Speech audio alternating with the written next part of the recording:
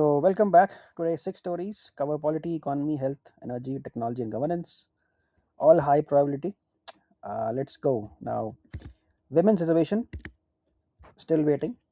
Now, the Nari Shakti Vandan Adhiniyam, India's 106 constitutional amendment, was passed in September 2023, reserving 33% of seats in parliament and state assemblies for women. Now, but as of March 2026, it has not come into effect. The reason, the law itself says it activates only after the next census and a fresh delimitation exercise. Now, the amendment inserts Articles 330A, 332A, and 239AA into the Constitution, but there is an implementation lock. The reservation only kicks in after two prior steps. The first census must be conducted, then the delimitation must be completed. Now, India's last census was 2011. The 2021 census was delayed due to COVID and still has not been completed as of 2026. So, since delimitation requires published census data, women's reservation is structurally delayed. Even the optimistic 2029 scenario requires census conducted immediately, data published by 2026 2027, delimitation completed by 2028, all three steps without delay. Now, the Nari Shakti Vandan Adhiniyam, Constitution's 106th Amendment, 33% reservation for women in parliament and assemblies. What is delimitation? It is the redrawing of constituency boundaries based on census population data. Article 330A is the new article inserted for women's reservation in Lok Sabha. OBC subquota is the demand for a reserved share within women's quota for OBC women. And constituency rotation is the reserved constituencies change every delimitation cycle. Then we have the net FDI negative, right? So India's net FDI turned negative for the fifth consecutive month. Gross FDI inflows, fresh capital entering India, remains positive. But when you subtract profits being repatriated and foreign companies disinvesting, the net number flips negative, right? So the gross FDI is what government press releases trumpet India's deal pipeline. Net FDI is what actually accumulates in India's economy after MNCs take their profits home. Now, while net FDI is negative, foreign capital is net exiting. A different story than headline numbers suggest. The US Federal Reserve maintained high interest rates through 2025, making dollar returns attractive. Now, the MNCs operating in India are transferring profits to parent companies rather than reinvesting. When private investment, including FDI, weakens, the government fills the demand gap through capital expenditure. Now, you have to understand that the net FDI is basically gross FDI inflows minus repatriation and equity disinvestment by foreign companies. Repatriation is the MNCs transferring profits from Indian operations back to parent country, and capital account is the component of balance of payments recording investment flows, not trade. The DPIIT is basically Department of Promotion of Industry and Internal Trade that tracks the FDI data, and the PLI scheme is the production link incentive, government's tool to attract manufacturing FDI, and the capex multiplier is the every rupee of the government capital spending generates 2 to 3 rupees of economic activity. Then we have the World TB Day. India misses 2025 target. Now today, March 24, is World TB Day. It marks the anniversary of Robert Koch's 1882 announcement of discovering Mycobacterium tuberculosis. For India's 2026 World TB Day is a moment of reckoning. India had set an ambitious target to eliminate TB by 2025, 5 years ahead of the global SDG target. That target has been missed. Now, India has 17% of the world's population, but carries over a quarter of all TB cases globally. Now that disproportion is the core fact. Despite decades of DOTS programs and National TB Elimination Program investments, India's TB burden remains the world's highest. The India's National Strategic Plan set 2025 as the elimination year, defined as less than one case per 1 lakh population. Elimination requires 80% reduction in incidence from 2015 levels.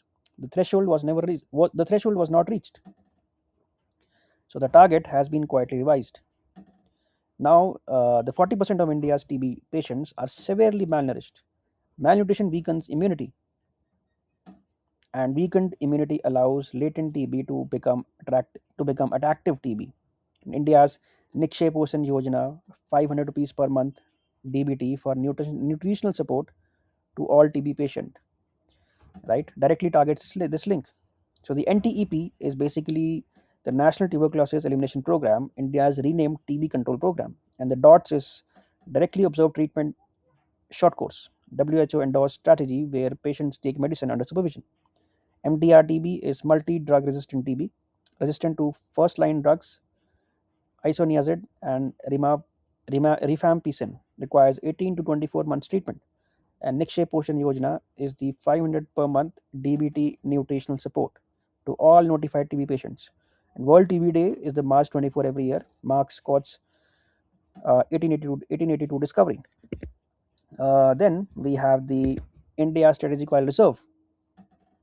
With West Asian tensions running high, Iran threatening the Strait of Hormuz, Houthi attacks on Red Sea shipping, India's Strategic Petroleum Reserve has come under scrutiny.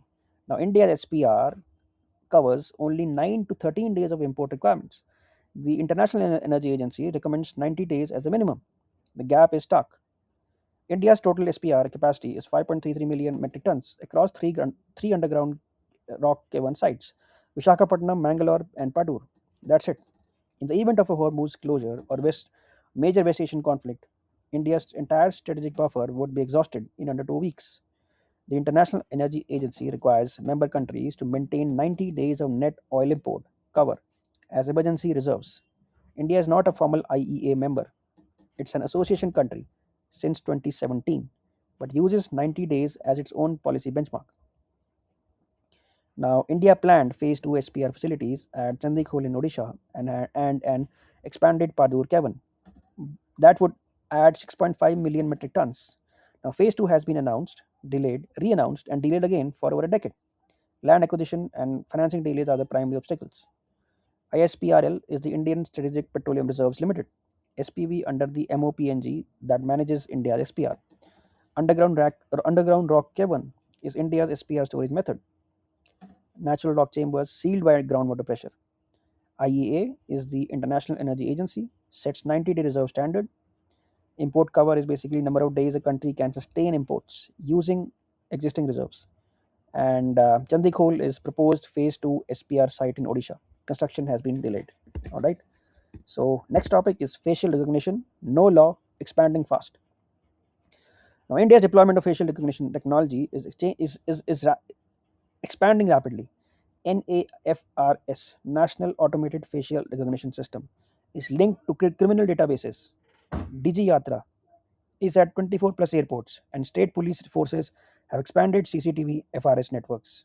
The concern is all this is happening without a dedicated legal framework authorizing or governing its use. Now, the NAFRS was procured and rolled out by NCRB under Home Ministry without parliamentary legislation authorizing it. There is no Surveillance Act in India. The DPDP Act 2023 covers biometric data but does not regulate real time public surveillance. This means NAFRS operates in legal vacuum. Now the DigiYatra is officially opt in.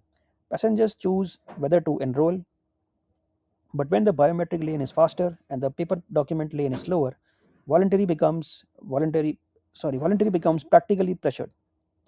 Now, even a 99% facial recognition system generates millions of false matches when applied to hundreds of millions of faces. Studies globally show higher error rates for dark skinned individuals.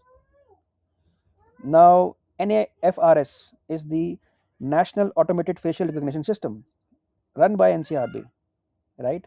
Then DigiYatra is the facial recognition based airport boarding available at 24 plus airports, officially voluntary, right? Puttaswamy 2017 judgment is the Supreme Court judgment making right to privacy a fundamental right under Article 21. CCTNS is the Crime and Criminal Tracking Network and Systems database NFRS draws from. And the EU AI Act 2024 is the world's first AI regulation, classifies real time public biometric surveillances as high risk.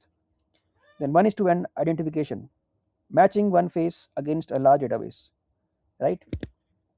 Then we have the Center to Amend FCRA, tighter foreign funding.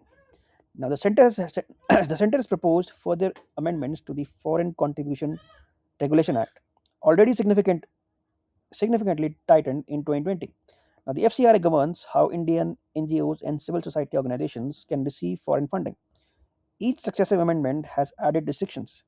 Now, this proposed 2026 amendment continues that pattern. Now, FCRA registered organizations peaked at 42,000. Today, approximately 16,000 to 17,000 remain. The attrition has come not only primarily from violations, but from compliance burdens so heavy that organizations gave up on foreign funding rather than navigate them. The 2020 amendment banned FCRA registered organizations from passing foreign funds to non FCRA entities. Now, this eliminated the grant making model, large NGOs that funneled foreign money to hundreds of small grassroots organizations. Small NGOs lost their funding lifeline overnight. Now, the Supreme Court in Noel Harper versus Union of India upheld all major 2020 FCRA amendments, ruling that receiving foreign funds is not a fundamental right and that the state can impose conditions on foreign funding. This gives Parliament constitutional clearance to tighten further. FCRA is the Foreign Contribution Regulation Act 2010, governs how foreign funds are received and used by Indian organizations. Sub-grant prohibition here is the 2020 amendment banning FCRA organizations from passing funds to non-FCRA entities. SBI ND MB account, all foreign contributions must be received in a designated SBI New Delhi main branch account. Noel Harper case is the SC judgment upholding constitutional validity of FCRA 2020 amendments, and FARA is the US Foreign Agents Restriction Act, narrower than FCRA, covers only political agents of foreign governments. Now, six topics: women's reservation, FDI inflows, TB elimination, oil security, surveillance law, and civil society regulation. Stay consistent. See you tomorrow.